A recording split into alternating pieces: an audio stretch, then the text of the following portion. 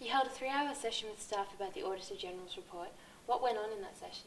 My view of regulators is that they exist. Regulators and regulation come into being because a problem's occurred. Yep.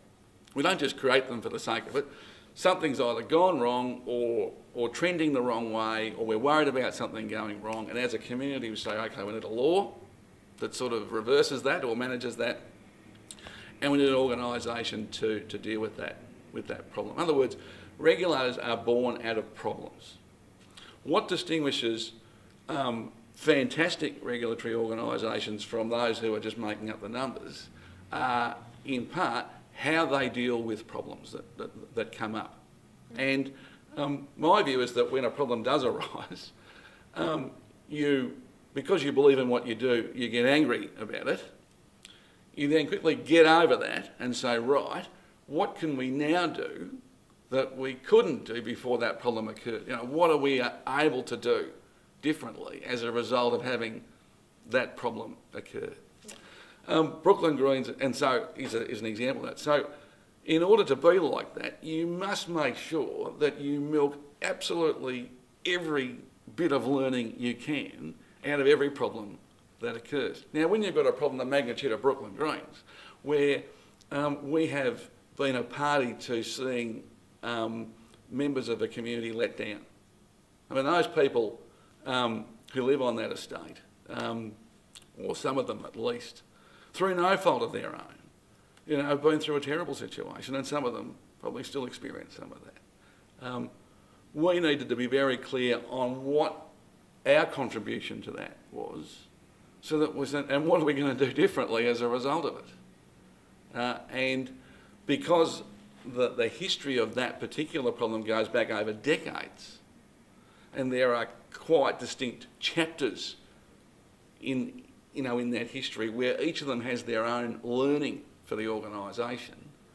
For me, it was really important that the leaders of the organisation spend a lot of time being very honest and clear with each other what went wrong, what really went wrong from our point of view, what did we do wrong, and then how can we engage all of our staff in what do they think went wrong?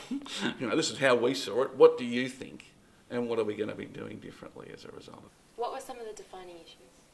Oh, I think there were some critical issues. There was when it was an old quarry, as all landfills, many of them start life that way. The design of that quarry to be converted into a landfill has to be approved by us. We pursued a certain design specification. There was resistance to that from the owner of the site, and we effectively bowed to their position and allowed the landfill to be built in a way which we were uncomfortable with. Yep. We should have pushed harder to hold that standard. There was a point where the landfill was not being appropriately managed as a landfill, and we had issued, as the Ombudsman found, successive infringement notices against the operator and operators because it changed hands a couple of times. We should have escalated that up. Instead of issuing the same sort of penalty, we should have gone to court and prosecuted. We should have escalated the pain. Yep. It's not enough to keep doing the same thing. There was when the eventual developer went to VCAT and was successful in getting approval to develop the land right up to the boundary of the landfill. We should have been far more, I think a lot more consideration should have been given to appealing that decision. Okay.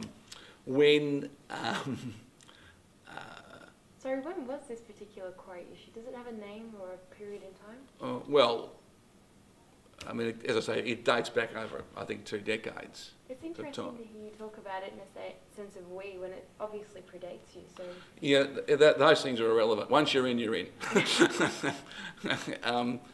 It is about the organisation. I think one of the points that we have tried to emphasise in how we're dealing with it is that good people act in good faith in the context of the organisation and the culture in which they work. And the only thing, if you want to just, it is very easy to say, oh, that person did something wrong. You don't learn anything from that. Good people act in good faith within that context. The only thing you can learn is what does the organisation, what sort of culture does it have that ensures that good people do the right thing and make the right decision. And so that's why you must think about these things that way. When we're talking about consistency and good people and obviously good prosecution or good action, the Barclay Street one with the Spotless, I think it was, the organisation was Spotless? Let's just double check my notes. Yeah, Barclay Street was Spotless. Apparently there were fines of $250,000 for failure to comply with cleanups, but it wasn't imposed on the successive it was imposed on the first owners but not Spotless. Right. Why would that have been? Yeah, I'm not familiar with the case that you're referring to, but you need to tell me some more about the detail. So this is a site where the original owner has been fined by us for their contamination or subsequent contamination that's occurred. They've sold the site. Yes. Right. And the next owners copped it pretty sweet, but Spotless seemed to get through fairly spotlessly. Yeah, I'd need to have a look and see what the circumstances of the case are. That's fair enough. Yeah. Obviously you'll be moving away from things like that now as you're becoming, I guess, as you said, more predictable and more transparent. Look, the issue of what we call legacy sites, which is where someone's damaged them and they've moved on and gone broke, and so you're left with them. Is an enormous challenge to the organisation. There's those legacy sites and old contaminated sites more generally, are going to be a real test for the organisation. I think they are now and they will continue to be as long as I'm here. So how are you going to be dealing with it moving forward? Yeah. Yes, an expression which no one's allowed to use anymore. But, look, 2 ways. I think our sort of first job is to make sure that we are able to document where all of these legacy sites are. And I don't think that's currently the situation. Well, I know that's not the situation because in many cases records have been lost. I was in Ballarat just before Christmas and was inspecting an old landfill site, a site which has been shut for, I'm guessing it's, say 20 years. And some land adjoining that old landfill has been sold to a developer. They've started to put some of the underground services in place, and surprise, surprise, that was part of the old landfill as well. So the actual mapping of it was flawed. The records have been lost. We'll never know what's in it with any great accuracy. I think I'm finding out is a common scenario. Oh my God, that's a huge problem. It is a big challenge out there, and so making sure we know where these sites are. In those cases where those sites were used for, so most of them were used for just municipal waste, but in those cases where they've been used for industrial waste, they are a real problem. Yeah. And making sure that we learn as much as we can from those situations so we can apply all that to the standards of new sites. So just making, there's inevitably a lot of, that goes on about some of these old sites, because in some cases people have built their houses in close proximity to them and there's an inevitable alarm about that. But that alarm can only be dealt with by being open about, well, what do we know and where there are gaps, we need to try and fill them with facts. Okay. So, I was going to ask, are former service stations an issue? Because there's over 30 of them on the priority register, but some of them are still operating despite being deemed a danger to health or the environment. Petrol stations are an issue because they leak.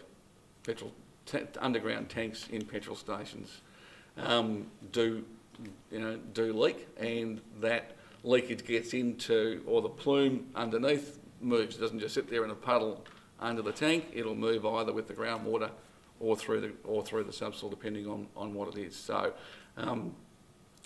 you'll see every time a site gets closed, and that's become a more prominent issue because in the last 5 years we've seen this big rationalisation of service stations. So there are nowhere near as many as there used to be. They're on valuable pieces of land, and they've all got to be cleaned up before they can be used for any other purpose. The EPA blitzed 30 contaminated sites in December for compliance. What did you find?